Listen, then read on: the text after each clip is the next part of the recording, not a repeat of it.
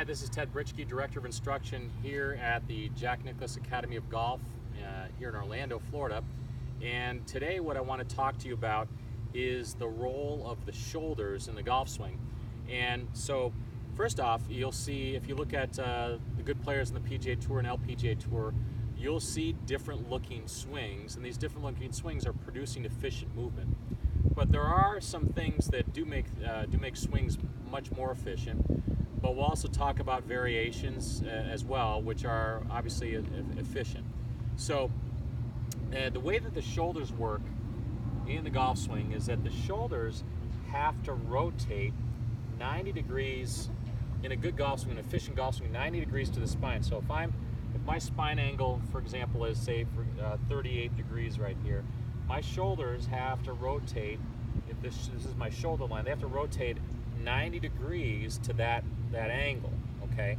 If I start rotating too much like this, obviously I'm not rotating in a manner where I'm starting here and rotating this way relative to my spine angle at address. I'm actually right here and changing the angle of my spine, okay? We'll talk about that here in a second. So in a good golf swing, what you're trying to do is, and you look at Ernie Els, for example, one of the best at this, is his shoulders rotate 90 degrees to his spine angle. So if you look at this left shoulder right here, this is the top of his backswing.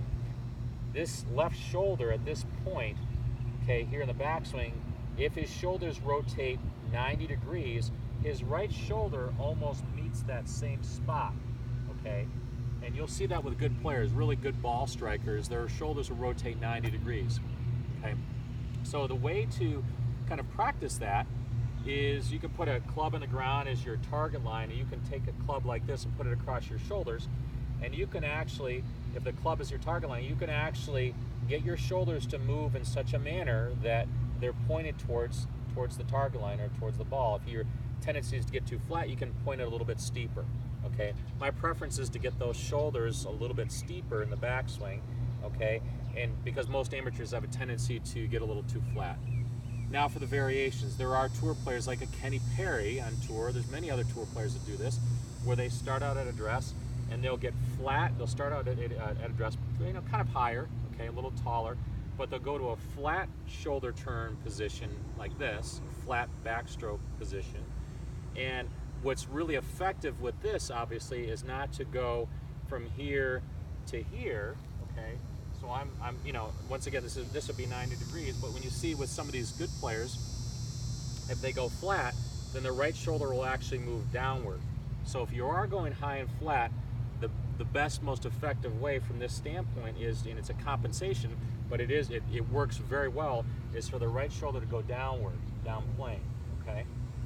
Now the opposite of that, where people come too far from the inside, okay, sometimes you see good players do that, is if they have a tendency to be too steep, okay, and you won't see this too much, but again, occasionally you will, and they come over the top of it in the downswing.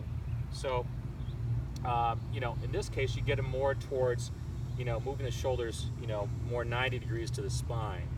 But very rarely do you see that. You'll see more of flat and over the top, okay?